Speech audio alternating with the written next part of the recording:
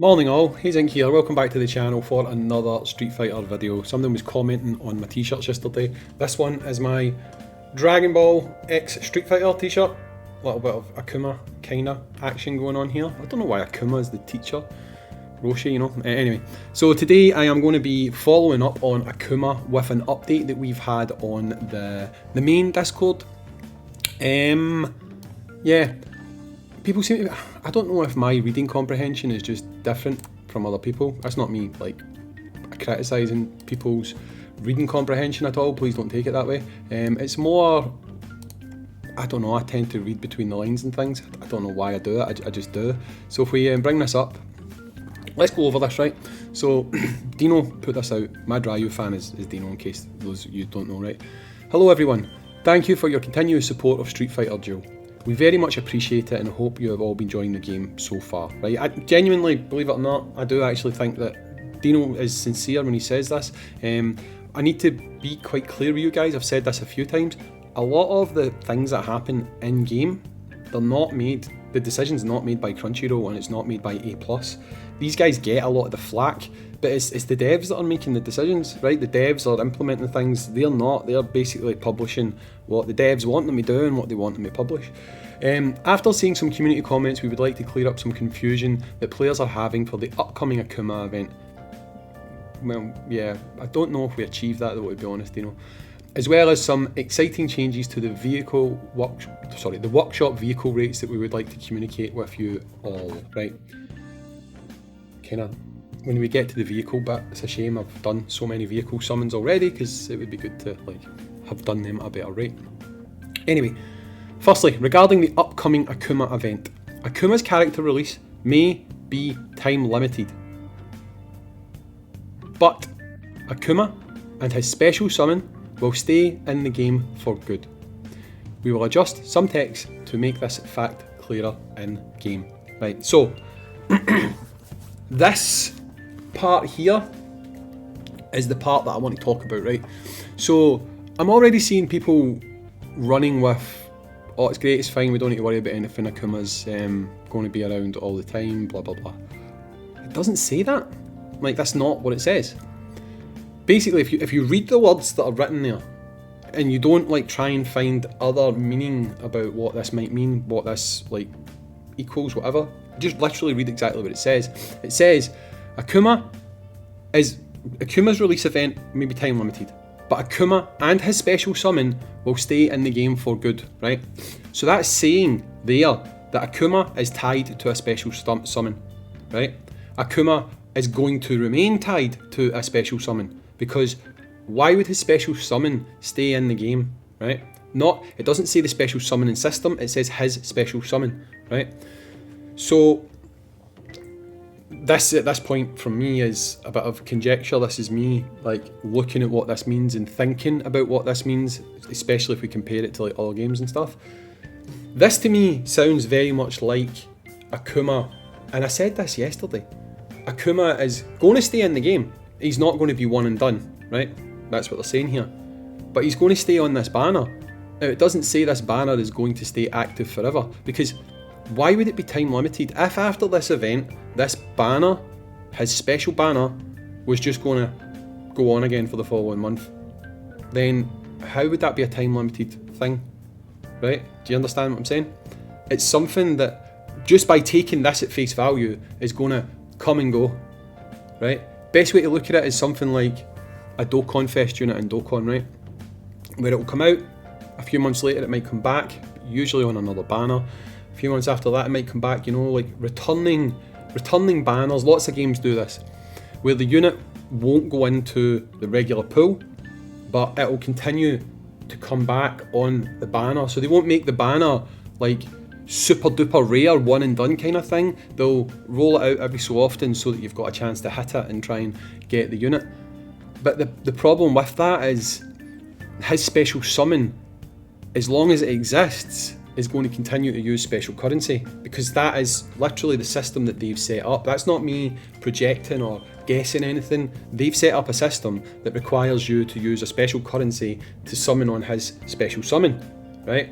And the fact that Akuma and his special summon will stay in the game for good right? That's not saying that we as players are going to be able to use our diamonds or divination tokens or anything like that to actually summon for this guy, which, to be honest, is what I think most people were actually concerned about.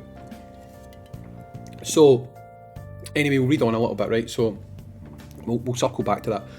As for the vehicle workshop, we're looking to increase the SSS car drop rates. I mean, that's good, because getting those characters with SSS cars is pretty decent.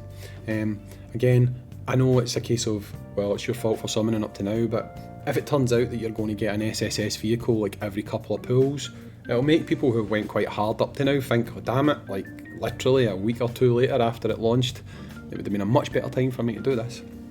But anyway, so we need to circle back to AKUMA again, right? So herein lies the problem. If, in my opinion, if, and again, guys, I'm not confirming anything here, this is opinion, okay? What I said previous is fact, it's what's written there, right? He is going to remain tied to a special summon. That would mean he's not going to go into the normal pool. The reason I also think he's not going to go into the normal pool, like the standard summon or the divination, is they know that is what people are worried about, right? Why would they not put right there, Kuma will be obtainable via standard pool divination at a later date? That would be all you need to write.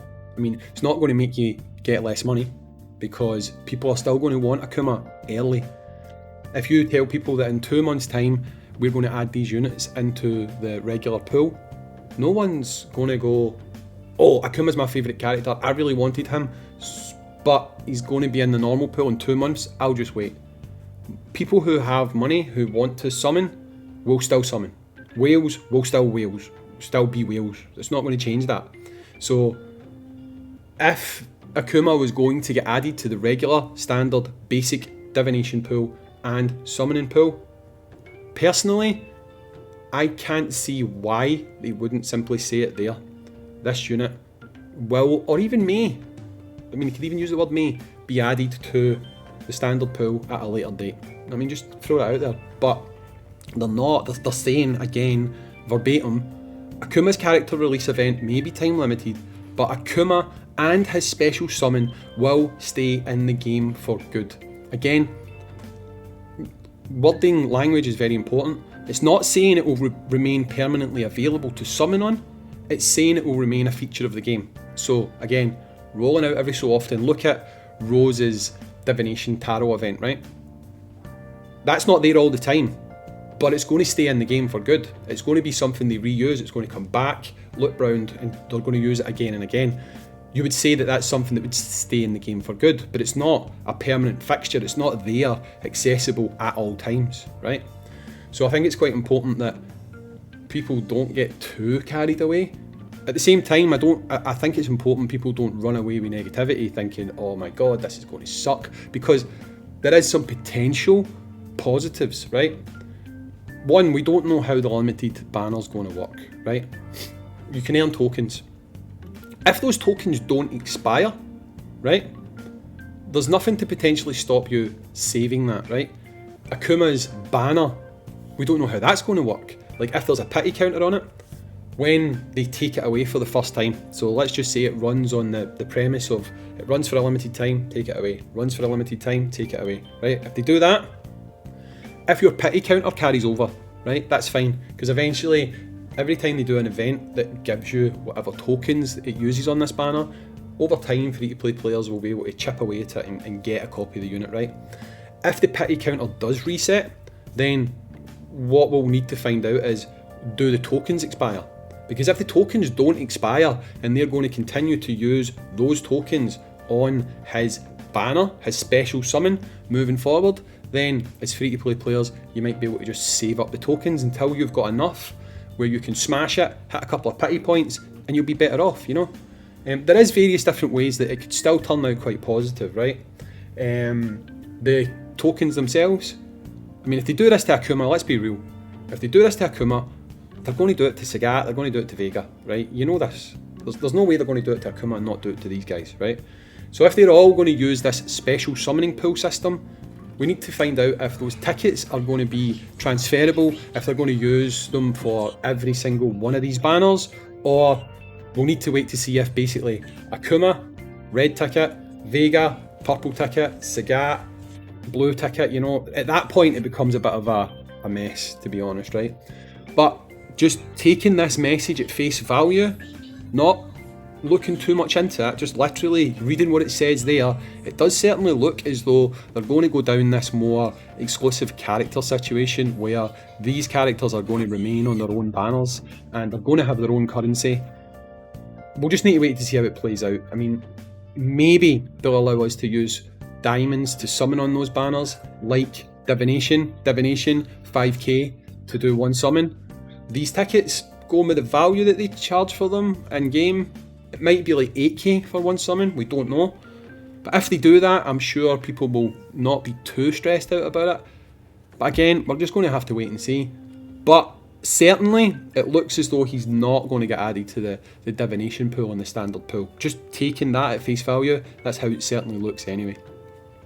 So let me know what you think in the comments down below.